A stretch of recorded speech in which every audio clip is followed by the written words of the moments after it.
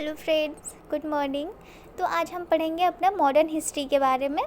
तो आज का टॉपिक है सविनय अवज्ञा आंदोलन 1930 से 31 तथा गोलमेज सम्मेलन। सविनय अवज्ञा आंदोलन की पृष्ठभूमि का निर्माण। दिसंबर 1928 कांग्रेस का कलकत्ता का अधिवेशन, जिसके अध्यक्ष हमारे मोतीलाल नेहरू थे। और इसमें क्या क्या किया गया था? ऑल इंडिया कांग्रेस को निर्मित किया गया। नेहरू रिपोर्ट को स्वीकार किया गया।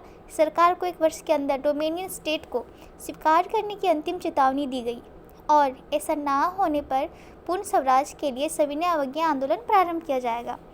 दूसरा है 1929 के दौरान क्या क्या घटनाएं हुई थी उसके बारे में। अक्टूबर 31, 1929 को वायसराय लॉर्ड इरविन के द्वारा इरविन घोषणा पत्र। ब्रिटिश सरकार का इरादा भारत को भविष्य में डोमिनियन स्टेट प्रदान करना था। हालांकि किसी भी घटनाक्रम में इसका उल्लेख नहीं था। इन्होंने साइमन कमीशन 1927 द्वारा अपनी रिपोर्ट प्रस्तुत करने के बाद गोलमेज सम्मेलन का आयोजन किया। अब नवंबर 2, 1929 की बात करते हैं।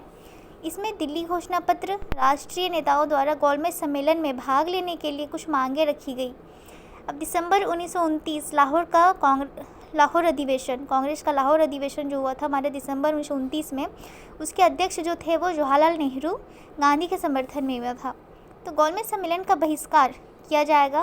कांग्रेस ने पहले गोलमेज सम्मेलन का बहिष्कार करने का फैसला किया क्योंकि वह भारत के लिए संविधान का मसौदा तैयार करने के लिए एक संविधान सभा को बुलाना चाहती थी, जिसे ब्रिटिश सरकार ने स्वीकार कर दिया था। और इसी में हमारा डिमांड हुआ था कि पूर्ण स्वराज के लिए प्रस्ताव पारित किया गया। पूर्ण स्वतंत्रता के लिए सविनय अवज्ञा आंदोलन प्रारंभ किया जाएगा। 26 जनवरी को स्वतंत्रता दिवस स्वराज दिवस के रूप में मनाया जाएगा। अब हम बात करते हैं कि गांधी जी की 11 मांगें। सरकार लॉर्ड इरविन को 31 जनवरी 1929 तक इन मांगों को स्वीकार या अस्वीकार करने की अंतिम चेतावनी दी गई। तो जो हमारा गांधी जी की 11 मांगें थी, वो बेसिकली हम लोग हर जगह पढ़ते हैं कि 11 मांगें थी, लेकिन कौन कौन सी मांगें थी वो हम लोग डिस्क्राइब वे में नहीं पढ़ पाते हैं, मतलब डिटेल्स वे में। तो यहाँ पे देखेंगे, पहली, नस्ली वस्तुओं के विक्रय पर रोक लगाई जाए। रुपये और स्टर्लिंग के बीच के अनुपात को परिवर्तित किया जाए। भू राजस्व की दर को कम किया जाए।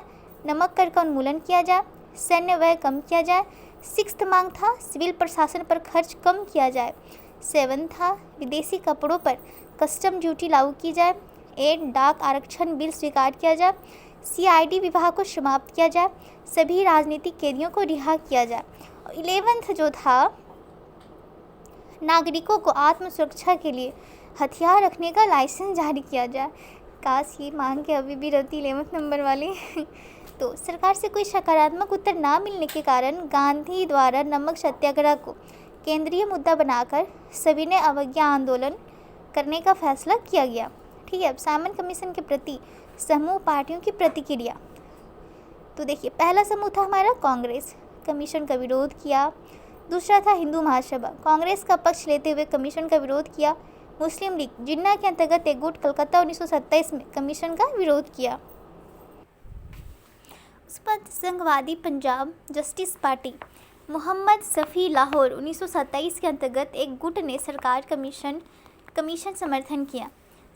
अब हम बात करते हैं जस्टिस पार्टी को, तो कमीशन का समर्थन किया। अंबेडकर जी, बहिष्कृत हितकर्मी सभा की ओर से इन्होंने दलित वर्गों के लिए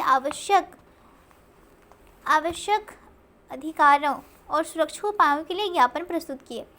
इन्होंने दोनों पुरुष वर्ग और सार्वभौमिक व्यक्ति मताधिकार का तर्क दिया। अब हम बढ़ते हैं साइमन कमीशन 1927, भारतीय विधिक आयोग, जिसे आमतौर पर साइमन कमीशन के रूप में जाना जाता है, सर जॉन साइमन की अध्यक्षता में 7 ब्रिटिश संसद सदस्यों का एक समूह था। यह कमीशन ब्रिटिश भारत में 1928 में पहुंचा।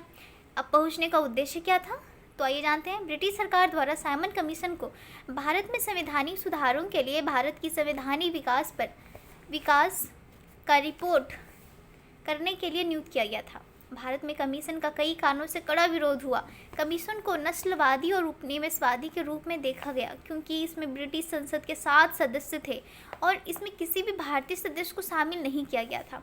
साइमन कमीशन की सिफारिशें क्या क्या थी?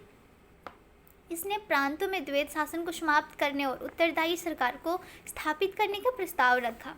इसके द्वारा केंद्र में संसदीय उत्तरदायित्व को अस्वीकार कर दिया गया। जनरल गवर्नर जनरल को मंत्रिमंडल के सदस्यों को नियुक्त करने की सभी शक्ति दे दी जानी चाहिए। इसने सिफारिश की कि सांप्रदायिक आधार पर मतदान को बनाए रखा जाना चाहिए। इसने संघ के अनुमोदन के विचार को स्वीकार किया। इसने सुझाव दिया कि वृहत भारत के लिए एक परामर्शदात्री परिषद की स्थापना की जाए, जिससे ब्रिटिश प्रांतों के साथ रियासतों के प्रतिनिधित्व भी शामिल हो। यह भी सुझाव दिया गया कि भारतीय सेना का भारतीयकरण किया जाना चाहिए। हालांकि ब्रिटिश सेना को बरकरार रखा जाना चाहिए। अब देखिए, जो नेहरू रिपोर्ट है ना 1928 का, ये बहुत ही इम्पोर्टेंट हो जाता है। लॉर्ड बिरकहेड की चुनौती का जवाब देने के लिए मोतीलाल नेहरू की अध्यक्षता में एक समिति का निर्माण किया गया। सदस्यों में तेज बहादुर सप्रू, सुभाष चंद्र बोस, MS अनय मंगल सिंह, अली इमाम, शोएब कुरैशी और GI प्रधान थे। अब इसकी सिफारिशें क्या थी नेहरू रिपोर्ट की? पूर्ण औपनिवेशिक स्वराज की तर्ज पर डोमिनियन की स्थिति, पृथक निर्वाचन को स्वीकृति, केंद्र और प्रांतों में संयुक्त निर्वाचन प्रणाली की व्यवस्था की जाए जहां मुस्लिम अल्पसंख्यकों पृथक निर्वाचन की अस्वीकृति, केंद्र और प्रांतों में संयुक्त निर्वाचन प्रणाली की व्यवस्था जहां मुस्लिम अल्पसंख्यक को वहां उनके लिए कुछ सीटों को आरक्षित किया जाए। अब थर्ड पॉइंट क्या बोलता है? भाषाई आधार पर प्रांतों का गठन। फोर्थ क्या है? 19 मौलिक अधिकार, जिसमें महिलाओं के लिए समान अधिकार, संघ बनाने का अधिकार और सार्वभौमिक मताधिकार शामिल हो की मांग की जाए।